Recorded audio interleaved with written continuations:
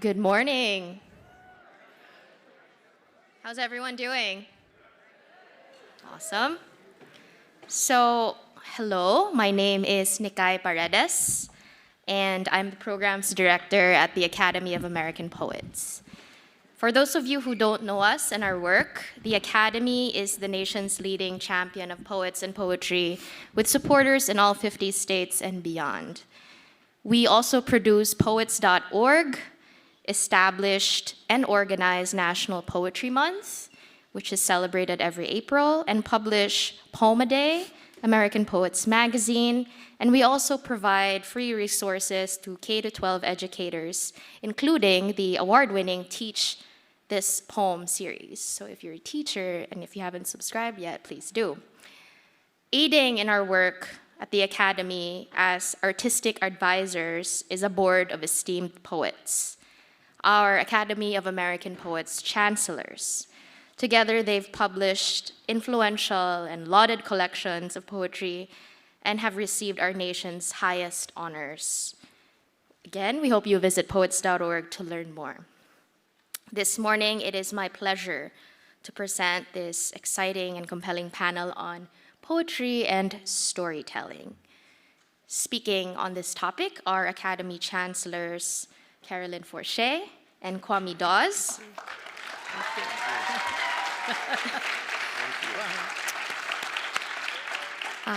Unfortunately, Marilyn Chin is unable to join us this morning, but I'm sure she will send us her best.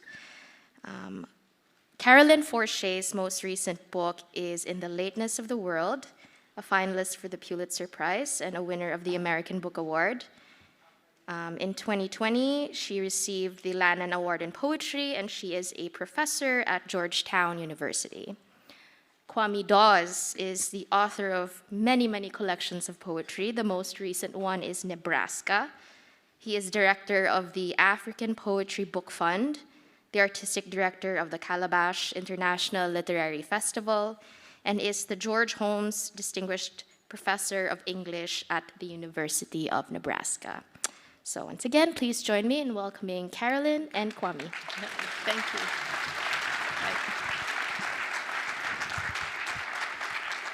Thank you, Nikai. Can you all hear me okay? So first of all, it's a shame that Marilyn is not, is not joining us. I should start with Marilyn. I mean, we serve on the Academy together, but I recently published a poem of hers in American Life in Poetry. This is a series that the wonderful poet Ted Kooser started some years ago when he was poet laureate, and I've taken over from, as the editor for it. And I remember coming across this very small poem by Marilyn, and something about peaches, I forget the name. I think it was peaches. It could have been something else. But it's a poem that locates herself as a kind of immigrant person in the Midwest, which was wonderfully connective to me, and it sort of brought in family and other details. And in a sense, the story behind her story, in other words, the story behind her poem is the story of movement, is the story of family, it's the story of multiple histories, it's the story of America, it's the story of the Midwest. And the poem, which is a very short poem, carries with it, it's almost a suitcase, a portmanteau, carrying with it all of these layered stories upon each other. And then suddenly, in this little poem, Marilyn becomes somebody very different or new. Herself becomes increased for me through what is behind the poem, which is this little moment that she's describing. And I wanted to start there because I think this question of about story and story's relationship with poetry is only explored through a series of tautological statements which are obvious. I mean, if if there's no relationship between poetry and story, then I don't know what we're doing. I mean, it's pointless. And I think it's even more profound than that, but let me suggest that this idea of thinking about story with the suggestion that something else is set against it, in other words, there's something other than story, comes out of a peculiar anxiety that has been created about writing and about publishing and about books and that kind of thing. And I think we put people in categories when we bring people into writing programs at the universities and so on. We say, you are a prose writer, and you are a novelist, and then you are a poet, or a playwright, and so on. So we put people in those categories. And we should know that in many cultures, those distinctions don't exist, really. And in Western literary culture, it never was a thing. The idea, everybody wanted to be a poet, right? Including the fiction writers and the playwrights and so on and so forth, because, you know, we're cooler than everybody else. But it did introduce the idea of the poetic as a kind of impulse, a kind of way of seeing the world. And a playwright like Shakespeare was a poet, and not because he wrote poetry, but because he was a poet, and poetry lived inside his work. The lines that are created to separate these things are handy and kind of useful, but they are driven by other forces, other ideas and other anxieties. But at the end of the day, I do think that, for me to sort of say that as human beings, we function around stories is probably one of the most obvious things that could be said.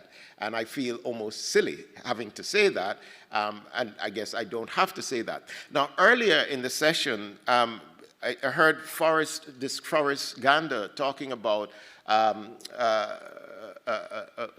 community, a nation in Bolivia, in which the language has a very interesting idea of time. And it seems kind of non-Western in its idea. And he proposed it in this way, that their language, what they say about the future, for them, the future is at back. They point to the back, behind them. And I could be just messing up this whole thing. But anyway, this is how I understood it. I thought it was beautiful. And the past is in front of them, which is an interesting idea. And I think that how I was raised as a child, how I grew up in the societies that I grew up in, and there's a story there. I grew up in Ghana, in West Africa, where I was born. I grew up in Jamaica. I lived in England, and I've lived in the south of the United States. The idea of looking forward to the past is hugely important. It's powerfully valuable, and it is about preserving the story of our present moment. In other words, it is about paying attention to what brought us here. There's a great line by Bob Marley. He says, "If you know your history, you will know what I'm talking about. You won't have to ask me, who the hell do I think I am?" And it's his sense that the reconstruction, or at least the preservation of what has passed, is as much critical to what is to come as even an attentiveness to the future. And I think that's the tension in our human experience, the relationship between the present, the past, and the future. There's that Eliot thing, time present and time past are both perhaps contained in time future. All time is eternally present, and so on and so on and so forth. We're fascinated by this idea. But this idea is also critical. It's historically critical. Because by replacing access to, by replacing the narrative of the past with another narrative that is imposed, was one of the functions of colonialism, one of the brutal functions of colonialism, which was to silence the existing past and to then try to erase that knowledge of the past. And in a sense, when I'm passionate about about poetry and about writing. I'm passionate about it because I believe that the poets leave at least the history of feeling, the history of feeling of a nation, of a time, of an epoch. And therefore, we can have access to that place of feeling and therefore believe it exists in some way because there's the legacy, there is the thing that remains of that history of feeling. I think poetry is really important there. So a lot of my work in developing opportunities for African poets to publish is because of a complete anxiety, not an anxiety, but a true, genuine fear and realization that in the absence of those opportunities for these poets to publish, to write, to have what they are experiencing in the now made available and made present, archived in a living way, what we're in fact doing is erasing a people, a self, a moment, a place in the world. And it's urgent for the poet to then be able to speak in that moment, whatever that is, so that we can understand it. So I think today, I guess what I'm getting at is that I think I will end up talking a lot about the idea of how the preservation of story, in a sense, is both a personal and it's a public and a historical phenomena. It's something that I think is essential and important. And yes, poetry is engaged in that process. Poetry is engaged in story. I want to read a poem, which is a very personal poem, but it's a poem that only exists because it begins sort of with, you know, something happened to me the other day, and I want to tell you about it. That's how it begins, you see. And you all understand that to be story, right? And we all also understand it in a fascinating kind of way. If I came to you and I said to you, how was your morning? And something did happen to you this morning, like something dramatic. What you start doing quickly is editing. How to tell me how to get to the thing, right? You don't tell me how you woke up, scratching your head, and, smelled your breath and thought, oh my God. You don't give me all those details, right? Because you are now the controller of the story. You want to get to the thing, but you want to set up the thing. And in many ways, that instinct is very normal to us. So here's a poem called Fish, Serpent, Egg, and Scorpion. For Kelly. Kelly is my son. There's an epigraph, which is another little story. What father among you, if his son asks for a fish, will give him a snake instead? Luke 10:12. There were no tears, but as is the commotion of these tender days, there was the impetus for tears, the body's need for expiation, something like what desire has become, biological, a need as casual as hunger or sleep. There was that when I said to him there in the cold street, tawny grass, wide open sky, our bodies held by our sporty winter jackets. I said, I am your gift, this body before you, still here to say, let's take a walk, son. This complex of secure love, me, I am not your enemy, not a murky pond of dangers. Do you not know that when I was your age, my hunger for a shelter in a man's necessary heart was already dust? He was dead, gone, and all I had was the surrogate of his letters, the clues of his narrative of love in his fiction and poems, the snippets of affection in his old friends. Hardly enough. But all I had upon which to build an edifice of meaning, this is all I had. And I wrote then, world, world, world that I have lost, full of every melodrama of mourning, though it was never hyperbole, never a lie. I said to him, so here I am, and my voice was phlegmy and earnest. Here I am for you, so use me, feed on me. I am your father. Use me. Perhaps we all must say this or have thought to say this, we who father sons. Maybe every poem has its own ancestry, but this was us, me embracing him and him saying, sorry, Dad, I know.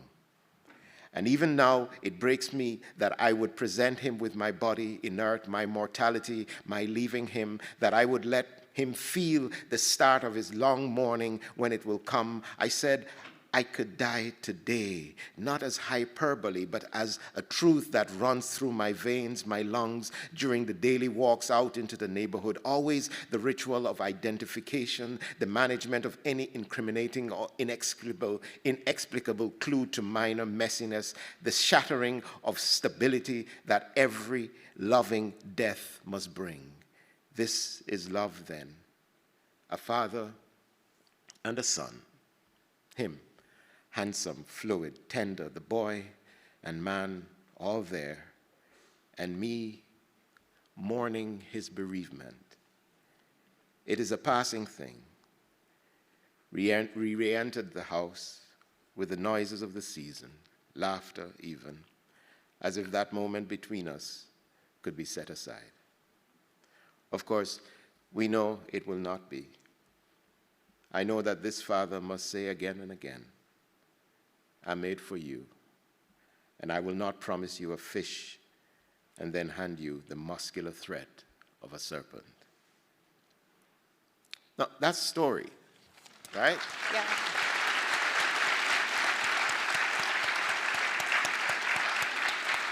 Thank you.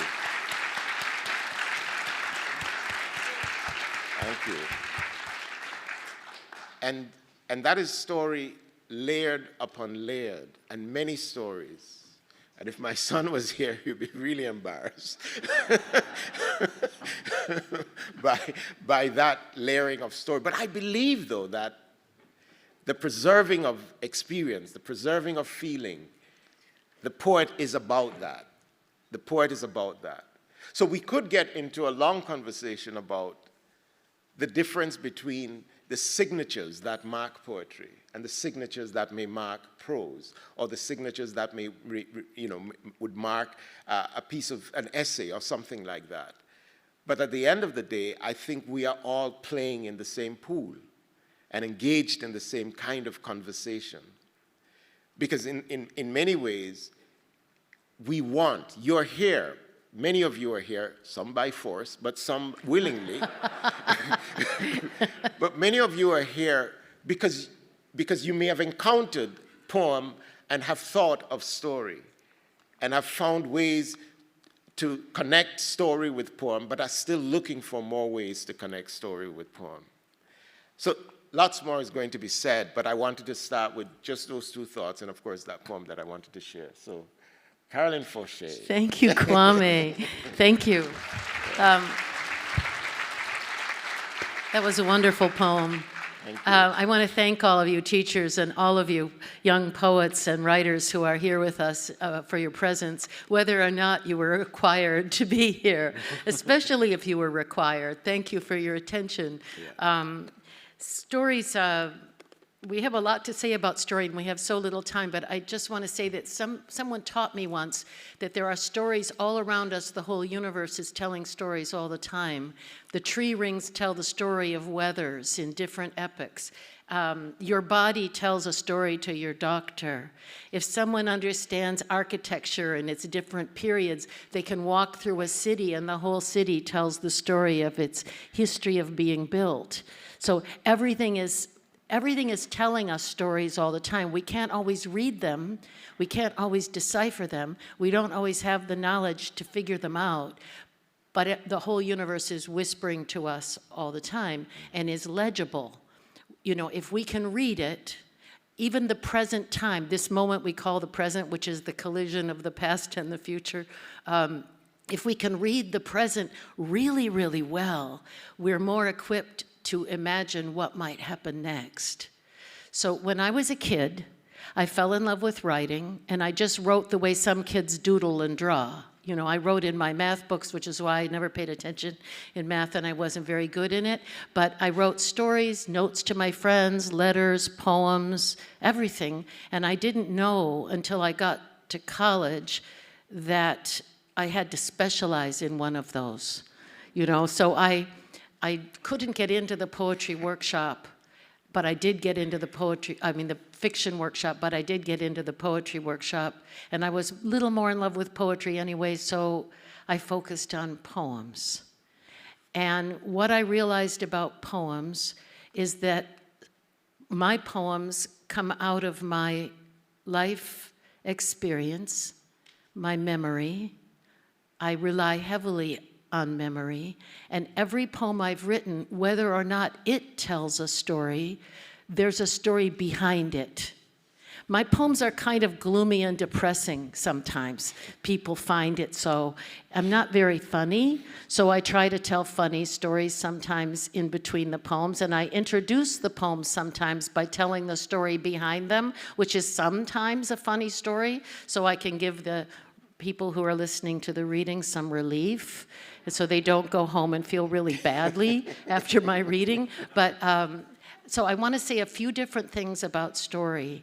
One is, I don't know, maybe this has happened to you where you're on a public transport of some kind, a bus or a train or something, and a stranger tells you all about what they're going through or their life. And they'll tell you things they don't tell anyone else because they'll never see you again, and you're a good listener, and they want to pour their heart out. And a lot of times in the world, if they find out that you're a writer or a poet, they will tell you a lot more on the condition that you will write it someday. That's right. If you're going to write, they'll talk to you. If you're not going to write, they don't want to waste too much time. So when people offer you their stories in the world on the condition that you write, you have a couple of problems. One is you sort of have an obligation to write it.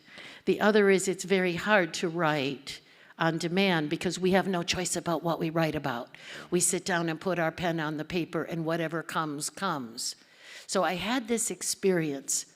For 7 summers, I taught in Greece on an island in the northern Aegean.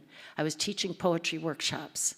And this island was very near another island called Lesvos. And Lesvos is where all of the refugee camps are for the people who were fleeing through the Aegean and Mediterranean to try to get to Europe from Libya, from Iraq, from Afghanistan, from countries that were besieged by our wars.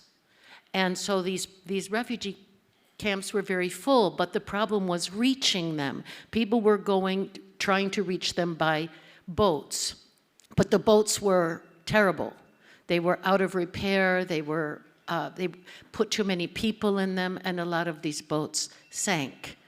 And people lost their lives. Many, many thousands of people lost their lives. And so the island I was on had fishermen, and they would go out in little boats and try to get the people, help the people coming ashore to the beach and try to take care of them. And then this became illegal. It's illegal to help people. Only the government can help people. But Greeks aren't that keen on obeying laws, so they just kept rescuing people. Anyway, so this was all in my background, in my mind. Then a winter, a few years later in winter, I had a job teaching in Milwaukee just for the winter. And I lived downtown Milwaukee in a hotel, and I walked to the campus of Marquette University. In the winter in Marquette, it's really cold. So sometimes I just couldn't face walking to the campus, so I would get in a taxi. I don't know if you've ever had the experience of kind of a coincidence where, well, this one driver kept being the one to pick me up. I mean, there were 100 drivers down there, but it was always him. And finally, we figured out that this was happening. He said, "I've driven you before." And I said, "I know." And then the next time it happened, he said, "Wow, we see each other a lot, you know." So then I saw his name on the visor. And I said, "Where are you from?" And he said, Syria, Homs in Syria. And I said, oh my God, when did you get here? And he said, just 2 years ago. And then he looked in the rearview mirror, and we were at the destination where I was living, and it was snowing, and he turned off the ignition, and the snow fell and covered all the windows. And he said, I'm going to tell you how I got here if you promise to write it someday. So I said, well, I don't know whether I can do that, but I'll try. So he gave me this poem. People give you poems all the time, you know, but you have to make their voice as well as possible how you heard it. And I tried to duplicate only what he said to me, finding in his voice, which I did find in his voice, a wonderful music. And so most of this poem was just a gift. And it's called The Boatman. I'll read it to you now, and now you know the secret, which is his city was Homs in Syria, a city that was completely bombed to rubble, completely. So he said, we were 31 souls, he said, in the gray sick of sea, in a cold rubber boat, rising and falling in our filth. By morning, this didn't matter. No land was in sight. All were soaked to the bone, living and dead. We could still float, we said, from war to war. What lay behind us but ruins of stone piled on ruins of stone? City called Mother of the Poor, surrounded by fields of cotton and millet. City of jewelers and cloak makers, with the oldest church in Christendom and the sword of Allah. If anyone remains there now, he assures they would be utterly alone. There is a hotel named for it in Rome, 200 meters from the Piazza di Spagna, where you can have breakfast under the portraits of film stars. There the staff cannot do enough for you. But I am talking nonsense again. As I have since that night, we fetched a child, not ours, from the sea, drifting face down in a life vest. Its eyes taken by fish or the birds above us. After that, Aleppo went up in smoke, and Raqqa came under a rain of leaflets warning everyone to go. Leave, yes, but go where? We lived through the Americans and Russians, through Americans again, many nights of death from the clouds, mornings surprised to be waking from the sleep of death, still unburied and alive with no safe place. Leave, yes, we'll obey the leaflets, but go where? To the sea, to be eaten, to the shores of Europe, to be caged, to Camp Misery and Camp Remain Here? I ask you then, where? You tell me you are a poet. If so, our destination is the same. I find myself now the boatman driving a taxi at the end of the world. I will see that you arrive safely, my friend. I will get you there. So, thank you. Well, okay. Thank you. Thank you very much. You are an amazing audience. You can hear a pin drop in here when poetry is read. Both of these poems, you're amazing. And I want to say lastly that just for the sake of some of you who may have questions, there's a story in every poem, usually more than one. Every story has another story behind it. Poems have their own mind of their own. That's right. They always go somewhere else other than where you're thinking they're going. So even if you start telling one story, it turns into another one or connects to another one. And so you can't really boss poems around. And in fact, if you let them run, they will be better poems. If you're very conscious when you're writing, very fully conscious when you're writing, trying to determine where the poem is going and what it's doing, it probably won't surprise you because you already know where it's going. So it won't surprise anyone else either. So that weird state that you can get into when you're writing, you know, that weird state where you're just not even, you don't know where you are, but you're writing something and then you look at it and you think, oh, wow, that's the zone. That's where you want to be. Now, I've had one experience, a big experience in my life that first came out in poetry and then much, much later came out in a long prose memoir. I was in, I worked in El Salvador just before the war. I won't go into that because it's in the poems and it's in the memoir.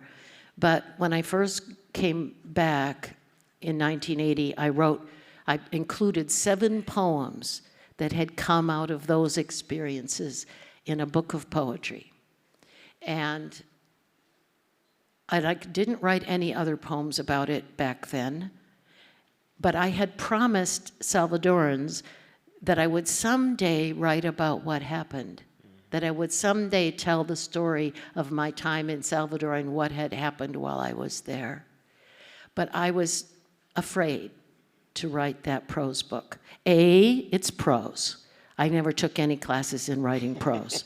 I didn't know how to put a prose book together. I liked writing sentences. I wasn't afraid of sentences or even paragraphs because my teachers always used to make us write paragraphs, you know, with beginning, middle, and ending sentences. And well, I liked making those. They're actually prose poems is what they are. But it was also, I was afraid for a lot of other reasons. It wouldn't be good enough. Maybe I don't want to live through these things again, which you have to do if you're writing a long story in prose form. But finally, after 23 years, another poet, Ilya Kaminsky, whose work you might know, he advised me that I wasn't getting any younger and that I had to start this book now if I was ever going to have any hope of writing the whole thing out in a book. And he said, you have to just write your story. You should just start now.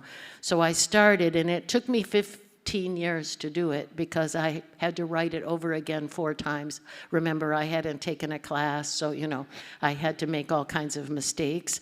But the long form, the long memoir, gave me a chance to have dialogue and to recreate scenes that happened and to I could be funny. I've never been funny in poems.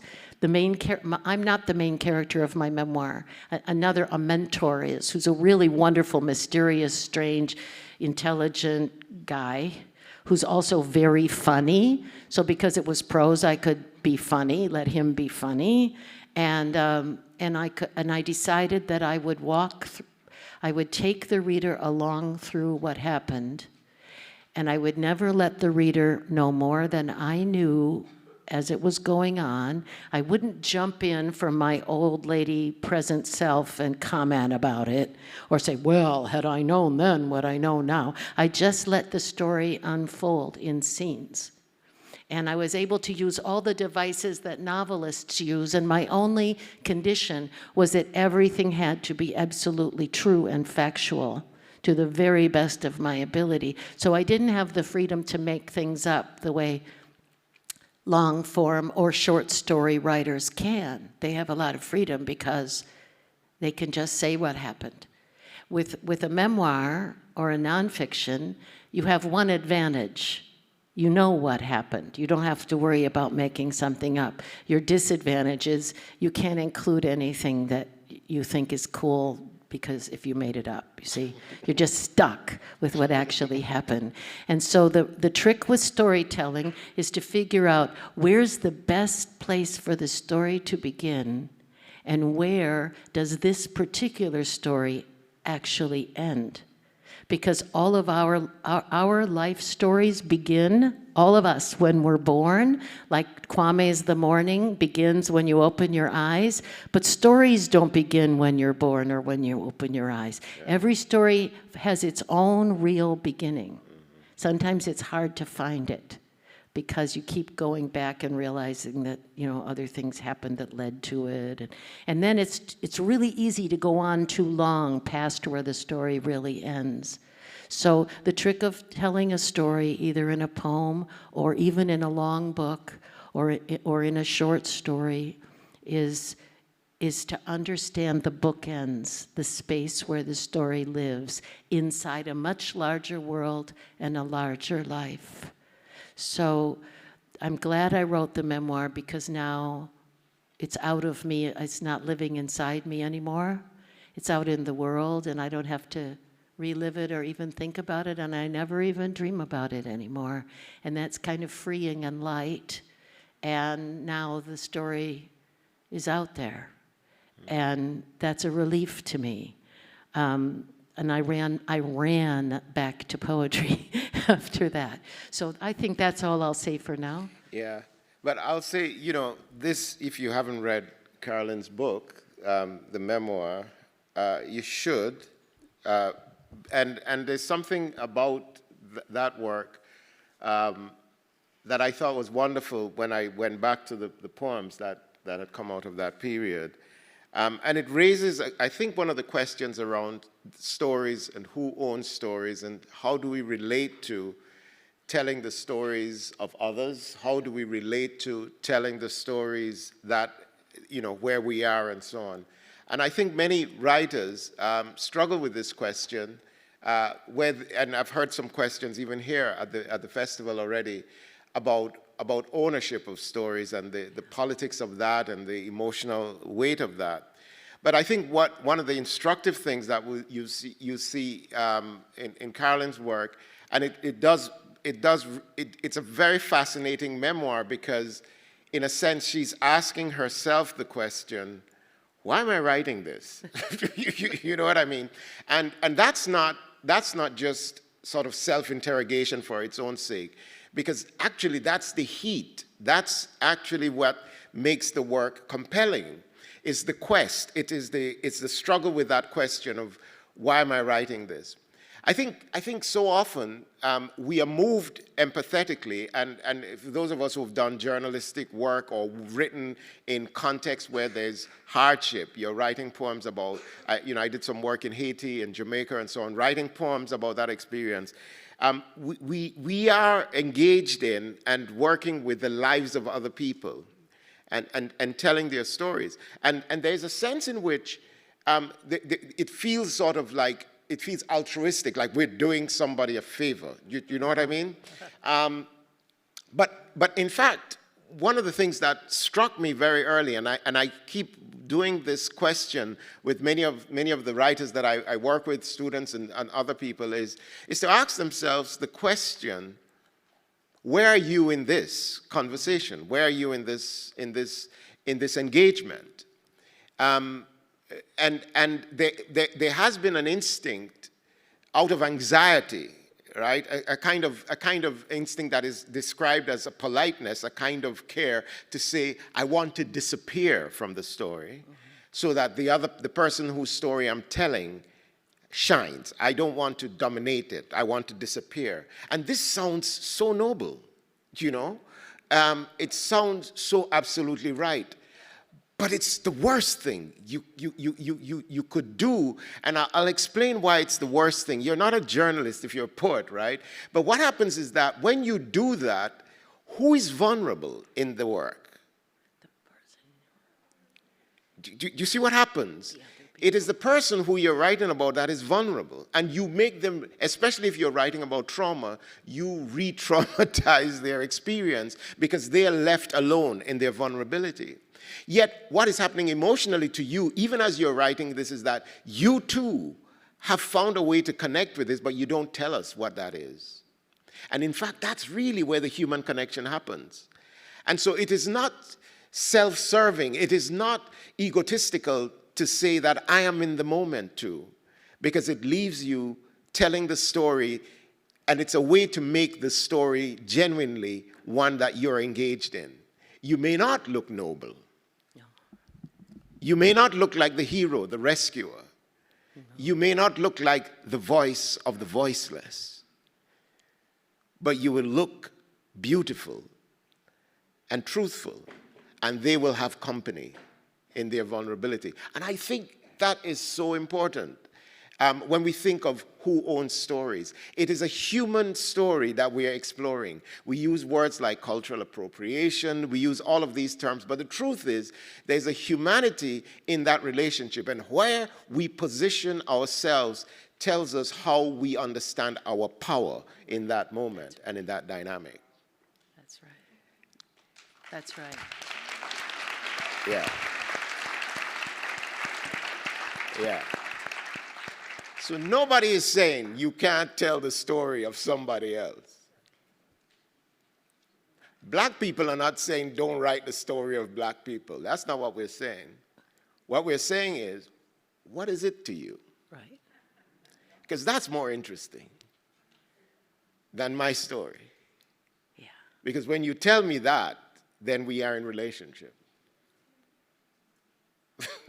I didn't like my earlier self, the young woman that I had go in that memoir. I mean, she got better as she went along. She got better but, because but she she was really not very smart in the beginning. I mean, she just was kind of petulant, and she wanted to take a shower, and she wanted to be comfortable, and she wanted everybody to answer all her questions.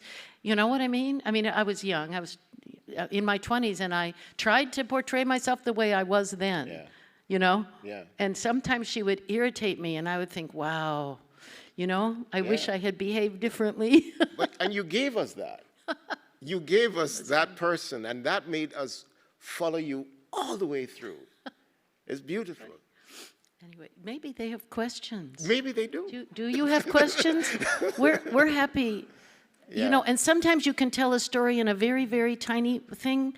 Bertolt Brecht saw all of the horrors of the 20th century, and and at the end of his work, you know what he wrote? He wrote, "This then is all.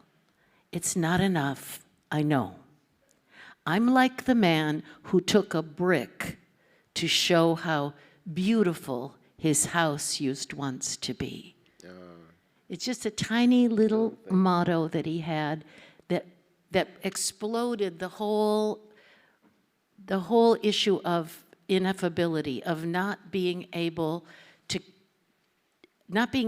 quite contain everything that happened, not being able to quite tell the story fully, you know, having to pick up something from the ground and then begin at the beginning and try to imagine something that had been destroyed. I always thought that was very beautiful.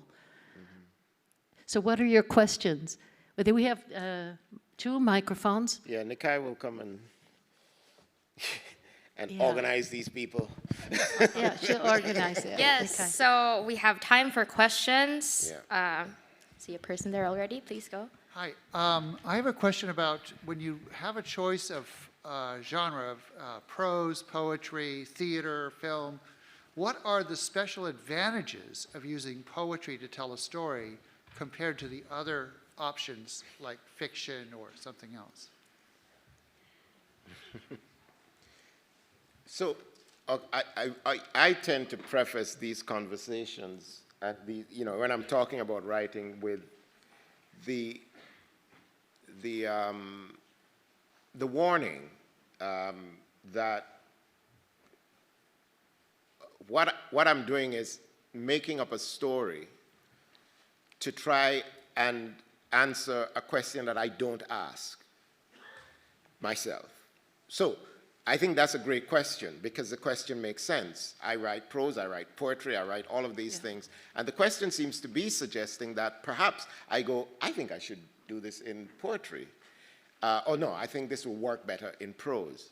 Well, I don't answer the question. Because I rarely set out to write an idea. I set out to write a poem. So I'm personalizing this, and therefore, don't do this at home. just a Don't warning. try this at home. Don't try this at home. So for me, I wake up and I go, I feel like making a poem. So I'm going to make a poem. Or I wake up and say, I feel like making a play. So I make a play. Or I get up and say, I feel like writing a novel. Really rare. But and then I proceed to do that. And then I work out what I'm going to tell and what I'm going to do. So some things repeat themselves. And the reason I say this is that, in answering your question, I can sort of dispassionately and from a distance say that what poetry allows are so many things that a prose piece may not necessarily allow or a play may not necessarily allow. I think this is true. I think we can move from idea to idea in a different kind of speed and rapidity in poetry that we may not be able to do. And I say that guardedly, but we may not be able to do as easily and as comfortably in other forms. However, I do not set out set out by the idea to guide me to the genre, because for me, the impulse is to make the thing. And that's an impulse that then, whatever it is that comes into the thing becomes the thing that comes into the thing. Right? Yeah. So, that's how I would start. You start writing and you see what it becomes. They all start the same way. There's a Canadian writer, Michael Ondaatje, who wrote The English Patient, which became a film. He used to try to get me to write the prose book much earlier. And I said, well, I don't know if I can do that. And he said, it's just like writing poetry. It all starts the same way. You just put the pen on the page and see what happens, you know? And I didn't believe him. I should have believed him because it's true. And Youssef said something like that yesterday, too. He says, I start writing and see what happens. But I have noticed that the long-form prose, a prose book, gives you a lot more space. So if you have a bigger story and you really want to tell it fully, you know, then you probably need that space. Yeah. Yeah. We're gonna try a little something new with a question, since I wanna make sure that everyone who's in line has a chance to speak. So for the three people here, can you ask your questions back to back? And then hopefully we can package an answer for you. So maybe from this side of the stage. So, I mean, like, when you're writing a story, how do you keep on getting motivated? Because that's kind of like a problem for me. Whenever I try to write a story, there's so many stories I just left abandoned because, like, I just didn't have, like, the motivation or, like, the creativity to, like, just finish it. So. You can ask your question too. So you said that you traveled a lot, like in your childhood. So I was wondering how that influenced your writing, because you said you're from Ghana, Jamaica, and London. I thought that was really interesting. Okay. It wasn't really a question, it's more of a comment. So I'll come back. No, make it. Really? Yeah. Yeah, go ahead. Okay. Yeah. So when we were looking at the categories, I saw this one and I just knew it was going to be interesting. So I dragged my group here. I was like, come on, guys. And Oh, no. Sorry, y'all. But Have they no, all left? No, Okay. I made them stay here. But no, it was great, and this is a great experience, and it's that me too. I'm a writer, so I know that you said that Ms. Forster, you said that you majored in poetry instead of fictional writing. So I'm more of a fictional writer, but you know, I dip into poetry also, but it's that I feel as though people don't understand this. Poetry is about creating. It's about manifesting. It's more than just like, you know, words on a paper. And I love poetry so much because we get to use literary devices like, not just like, it's show, don't tell. And that's why I love it. It's not just writing like a diary. It's show, don't tell. So we use metaphors and symbolism, but it's the motif. It's that, you know, everybody likes to, you know, the rose that grew from concrete, but it's not like just like a rose and concrete. You know, everything means something. It's not just a line. It's not just a wood. It's not just a word. We have personification. We bring life to inanimate objects. We use our imagination. And in the spring, I entered a poetry contest held by the American Library of Poetry, and I wanted to know if you would do me the honor of allowing me to share it. No, sorry. Right, no. No, but I just want to say that I'm like so inspired by the both of you. you. You're so great. And you make some great. We would love to hear your poem, but we don't have time Yeah. because we have more people, but we'll try to answer the questions. Well, I just wanted to say I love you guys. Thank you for your comment. So the first question was about motivation and how do you stay motivated to write? And I think so there are little tricks that I think most of us as writers find ways to trick ourselves into writing, because it's not necessarily true that you always want to do it, right? And so you have to find different ways to do it. I mean, one of the great tricks is you keep telling yourself it's good.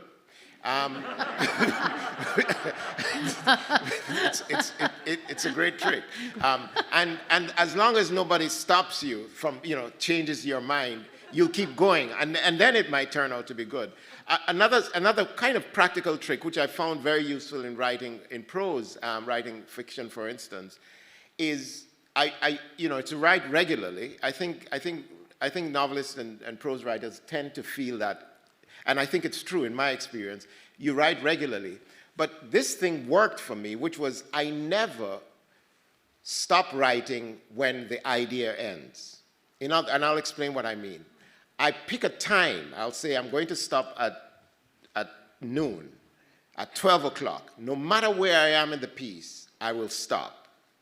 Now, this is very interesting because then most of the time I'm in the middle. It's like so good. I'm zooming along and it's like 12 o'clock.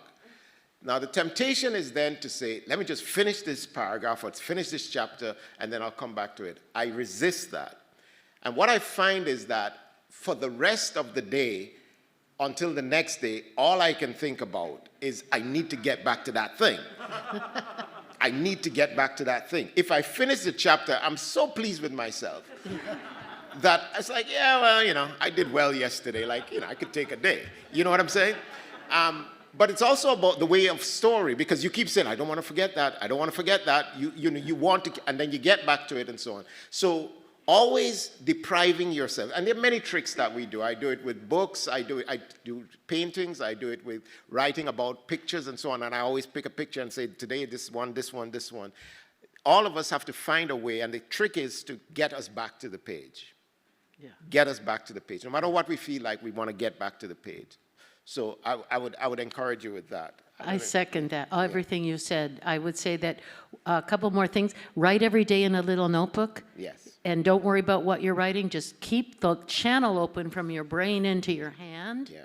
So that all the stuff can come out that's coursed into there since the last time you wrote. Because writing comes through the hand. Yusuf said that yesterday Yusuf said too. that yesterday. And the other one is, if you get stuck, don't sit there and fuss about it.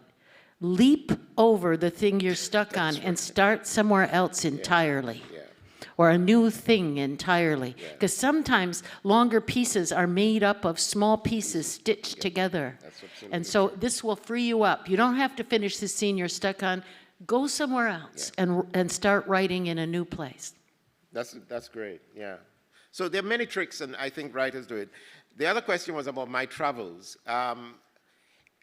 Yeah, I was born in Ghana, and my father was Jamaican, but he happened to have been born in Nigeria. You see how it gets? Like, it keeps going on. And what does that do to me? In a very serious way, for me, there's always been the quest for an identity, sort of locating my identity as an artist. What is this? Whose story am I telling? What is the story that carries me? What ancestors am I carrying on their line and their tradition and their ideas and so on and so forth, who have built me up and who I want to add to? These are big, grand statements and questions. And until I was about 50, I never said them. I thought them. Now I'm an elder, so I can say that kind of crap, right? But it drove me to feel that there's something that I am responsible for. And Africa and its diaspora is what constantly shapes me, grounds me, and fills me with a sense that I need to do this to maintain, to carry on what others have done. And that's frankly where I sit. At the end of the day, it's what drives me, what makes me move, what makes me understand my art in the moment. But it is because I've lived in these places and I've traveled in these places and try to understand what movement means in these multiple places. And facing that has been both healing and defining for me. It makes me, it is what led me when I had to do a reading at Cambridge University, and I knew Cambridge, and I thought, oh my God, I'm going to Cambridge. And I was scared and I was nervous, and I'm about to go into the Pythagoras room. They actually call the room the Pythagoras room because it's probably as old as Pythagoras. And I hear in a little cafe on the campus, Bob Marley singing Buffalo Soldier. And I was good from then on. Yeah. Because I said, if Bob can hang out here, I can hang out here. So, yeah.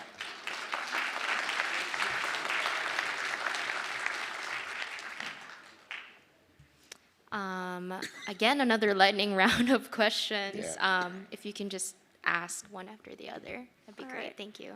How do you think writing and literature would be different if writers didn't have to categorize themselves and feel limited to a specialty? And do you think those labels help or hinder your writing?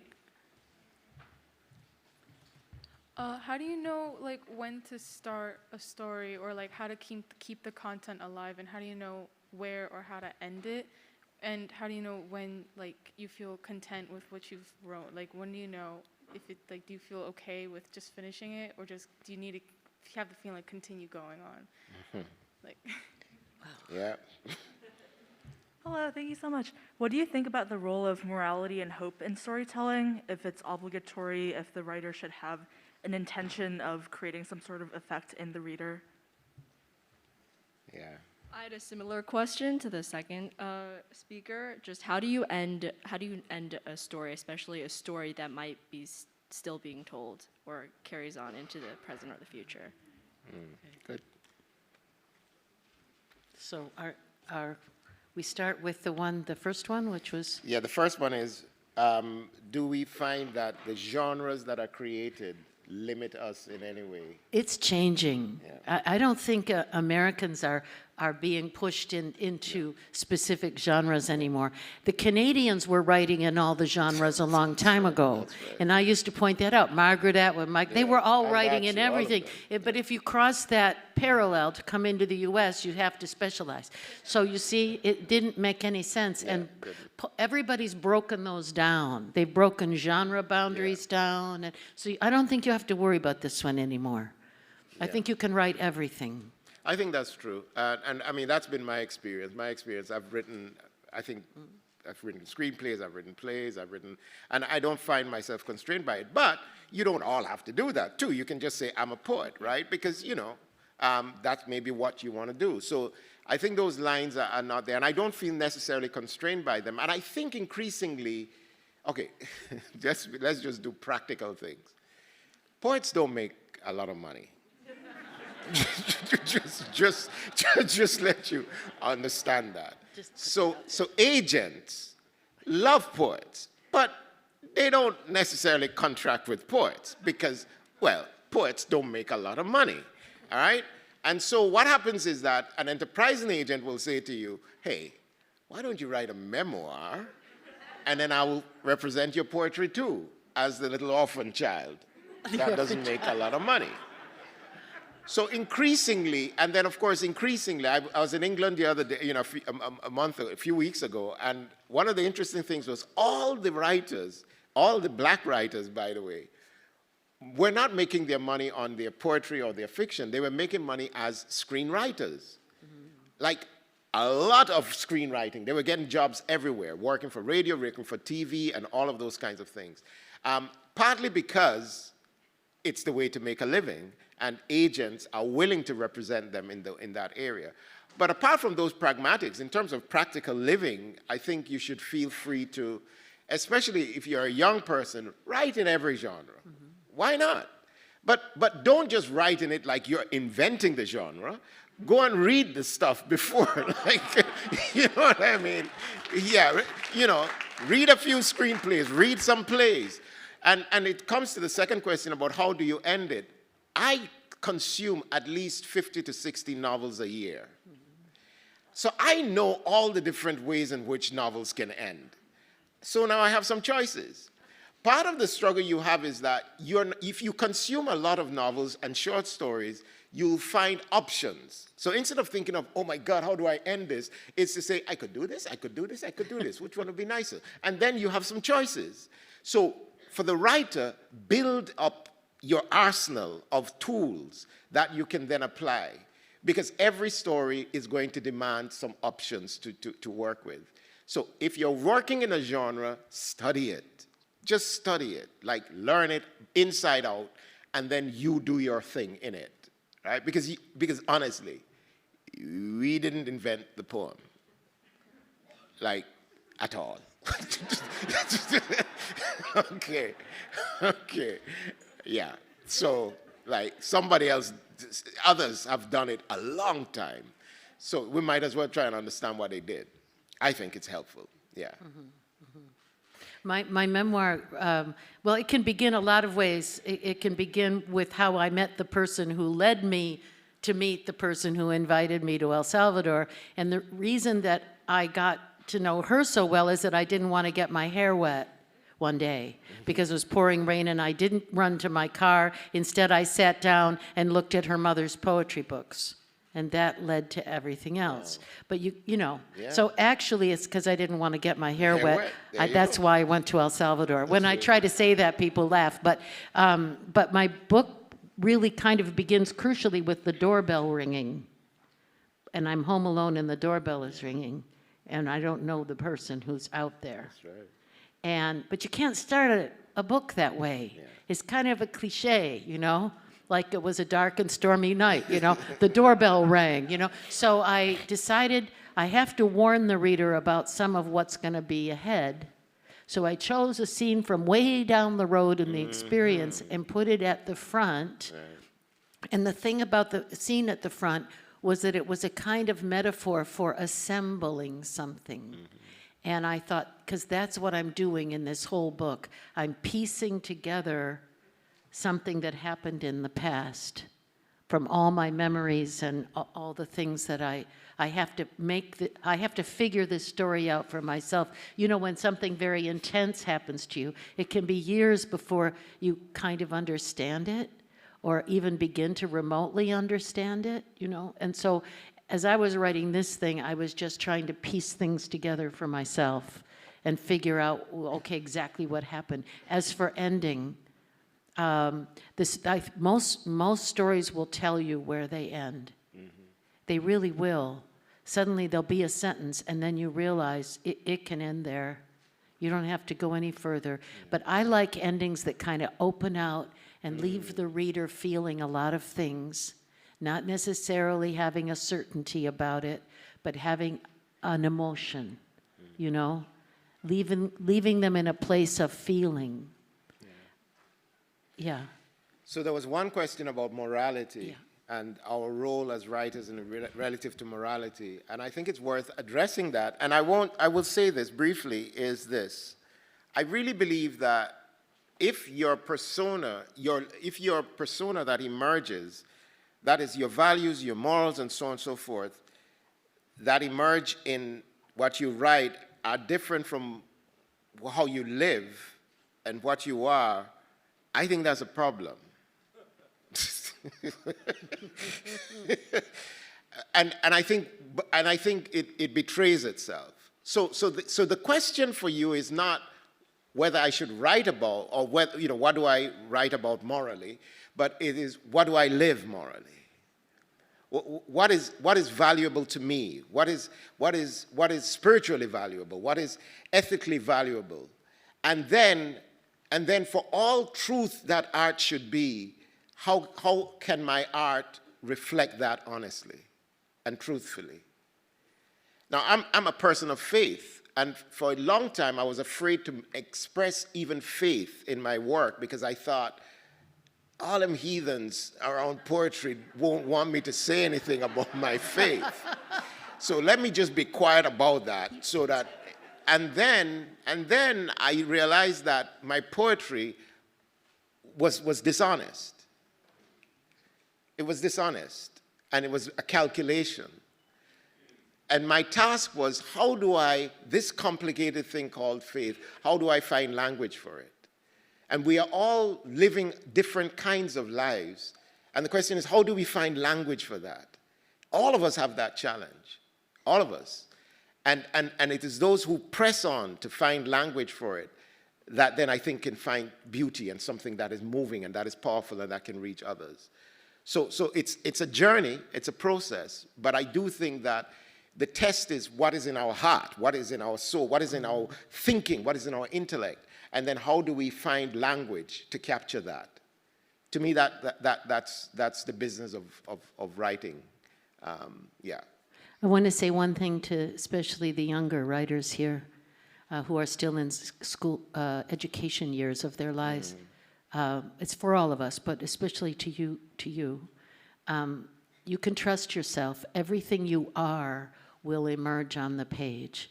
But right now, you're able to fill your rucksack, you know, with all kinds of reading that you do. All of that forms you and is available to you when you're writing. All the poems you've ever read are available in your mind, the music of them, the morality of everything you've read.